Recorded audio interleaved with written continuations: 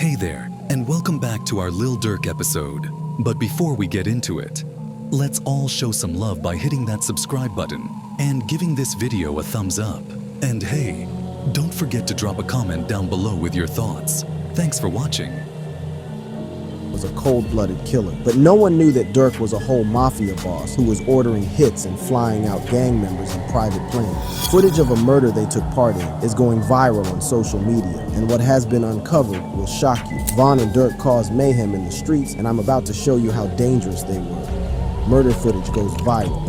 Durk has a lot on his plate at the moment. One of the things keeping him awake in his cell is the fact that the feds have video footage of his crimes. The feds have footage of Durkio's goons following Quando Rondo around in LA. What's even more damning is that the feds also have footage of OTF members committing the murder they are accused of. But that's not the only footage that is going viral, because he was also involved in a murder with Von that was caught on camera. This is the murder of FBG Duck. In August 2020, FBG Duck was shot and killed at Michigan Avenue and East Oak Street in the Gold Coast area of Chicago. CCTV footage showed a black car stop in front of a store, and armed men jump out and immediately start letting off shots as Duck tries to escape in vain. They then jump back in the black vehicle, and a gray Chrysler, which was also involved in the crime, sped away, leaving Duck to die. More footage showed the gray Chrysler pulling up to O Block with a cop car in pursuit. New evidence as well as old interviews point to Durk and Von for ordering and paying O Block gang members to carry out the hit. Just days before his arrest, Durk was caught up in a lawsuit filed by Machina Weekly, FBG Duck's mother, who took a bold step by filing a lawsuit against Lil Durk, his record label Only the Family, and the estate of King Von. The lawsuit alleges that these parties not only condoned, but also profited from the violence that led to her son's death. Central to the lawsuit is the claim that King Von, who was killed just 3 months after FBG Duck, had placed a $100,000 bounty on Duck's life. The civil suit against Durk also claims Alamo Records, Sony Music Entertainment, Universal Music Group Recordings, and Empire Distribution are responsible for bankrolling the OTF criminal enterprise. According to the complaint, the music companies knowingly signed artists with gang ties, promoted diss tracks threatening FBG Duck's life, and profited from the deadly rivalry. After the lawsuit went public, Durkio tried to clear his name by holding a birthday bash concert in Chicago where he did something surprising. He paid tribute to all the people who had lost their lives in the Chicago gang war, including Lil Jojo and FBG Duck, who were his ops. FBG Duck's mom, Machina Weekly, was having none of it and took to Instagram to respond, posting, "It didn't matter to nobody but us when Duck did it." Duck's mom was referring to 2019 when Duck tried to bring the gangs together through his track Chicago Legends. However, his ops didn't want a truce and continued dissing and shooting at Duck and his affiliates. Duck responded with one of the most brutal diss tracks in the Chicago gang war,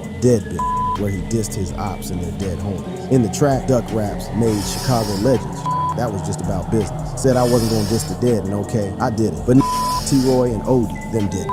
As it turns out, this track would see a bounty placed on his head and eventually get him killed. As the weeks turned into months, the police worked tirelessly, piecing together surveillance footage, eyewitness accounts, and social media activity. The breakthrough came when investigators discovered a digital breadcrumbs trail linking the crime to the O Block gang. Social media posts boasting about the attack, coupled with video evidence that placed suspects at the scene, began to paint a damning picture. In one of the most bizarre cases of self-snitching, the gang allowed a vlogger, Panda Productions, into their stronghold. Interestingly, viewers easily pointed out in the comments section that they could spot the car that had been used in Duck's murder. One of O Block's gang members, Boss Top, was asked about Duck, and he might have gotten a little bit cocky and revealed that they had killed Duck because of dissing King Von's best friend and dead bitches. You know, stir up now, but you got any thoughts on FBG Duck? You know, any thoughts on him? Did you know him? Who, Duck? Did you know him before? Everything like that. I don't know. Okay. All I know, don't say about Troy. Or rest in peace, Duck. It wasn't long before 5 of the 6 shooters involved in the case were in handcuffs. On October 13th, 2021, the feds raided O Block and arrested 5 men for Duck's murder. These were Charles Liggins, aka C. Murda, Kenneth Robertson, aka Kenny Mack, Carlos Offord, aka Loss, Christopher Thomas, aka C. Thang, and Marcus Smart, aka Muwa. The 5 were charged with murder, unlawful use of firearms, racketeering, and assault with dangerous weapons. The charges carried a mandatory minimum of life upon conviction. Turns out there was a rat in O-Block, working with the feds, who revealed that the one who paid for the hit rewarded the killers with custom-made O-Block chains. Things were falling into place as a video surfaced on YouTube of King Von giving O-Block members custom-made chains. But this is where it gets interesting, because Durk might have been the one who paid for FBG Duck's death. According to FBG Butter, Von didn't pay O-Block guys for Duck's murder. I don't think Von paid them guys. I'm sorry to tell the world. To know who actually paid the O-Block gang members to kill FBG Duck, Butter revealed that you have to look at the suspect's arrest footage. It turns out Muwop and C Murder weren't arrested in O-Block. The arrest video coming out from when they got arrested for this Duck case. Yeah. They ain't showing Muwop or C Murder's happening. It turns out that they were arrested at a private hangar. And let's be honest, ain't no way regular O-Block gang members could afford to charter a private plane. Them boys got snatched at the airport on a private hangar. What's interesting is that at the time of their arrest, Von was already dead. That would leave one person with that kind of money to fly out Muwapo and C Murder on a private jet. Von is dead, right?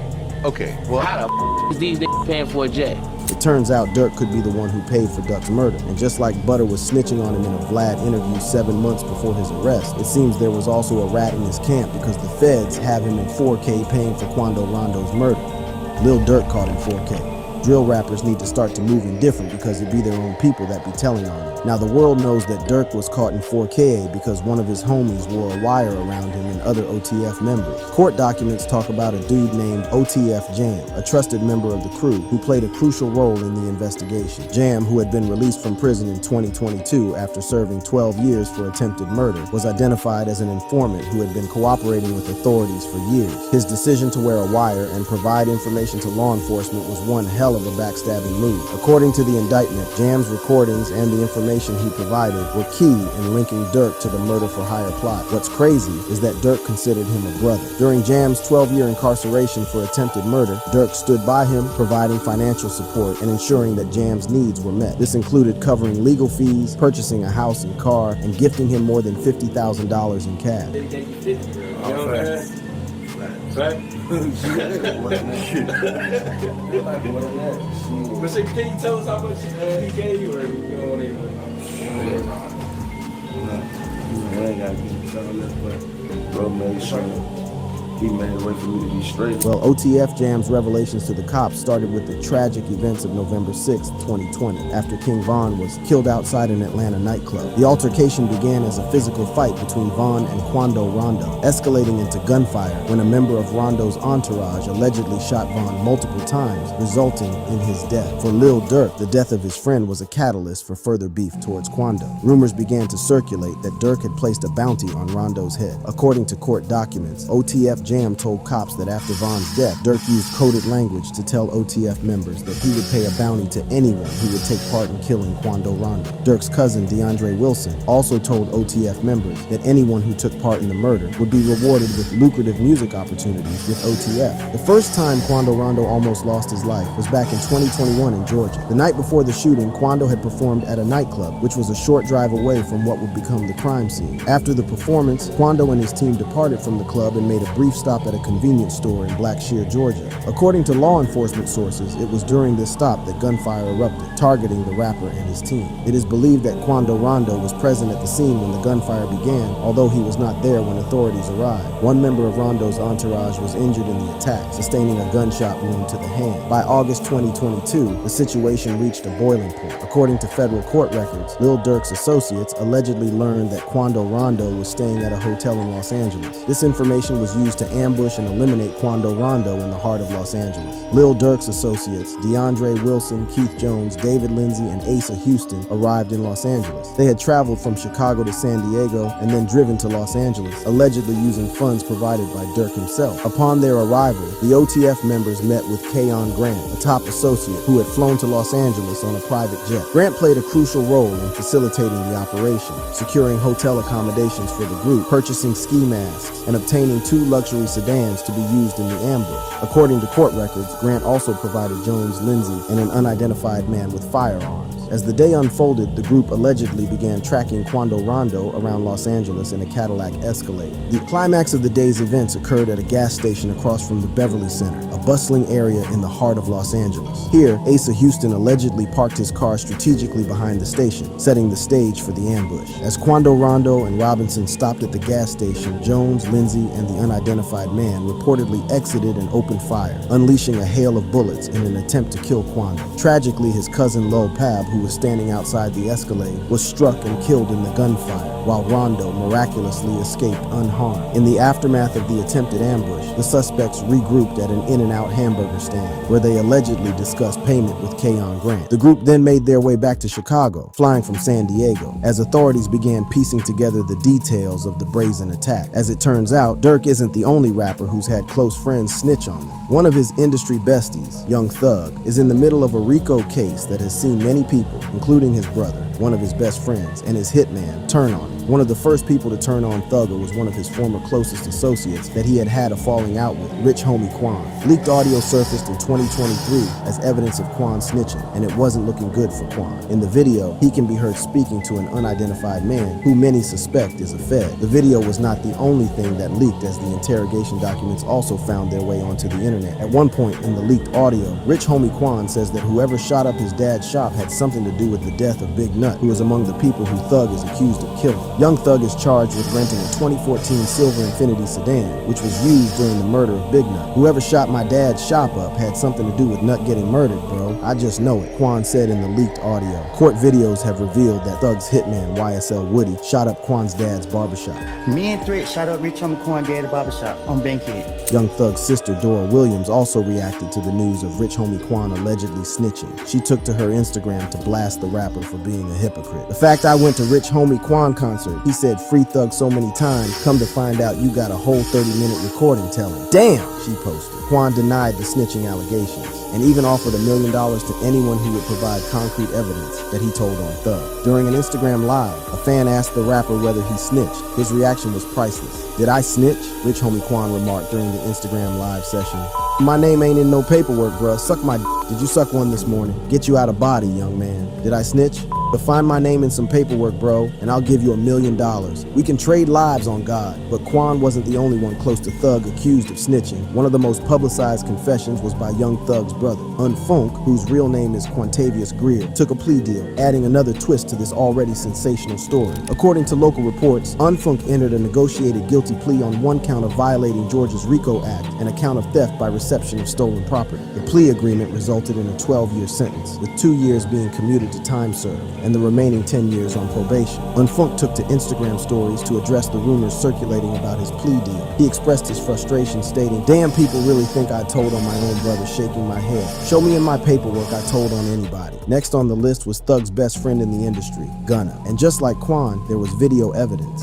Please state after each statement whether or not you agree or acknowledge that statements are true, okay?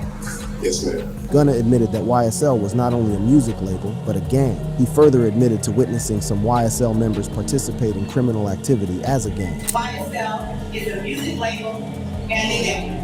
And you have personal knowledge that members or associates of YSL have committed crimes in furtherance of the gang.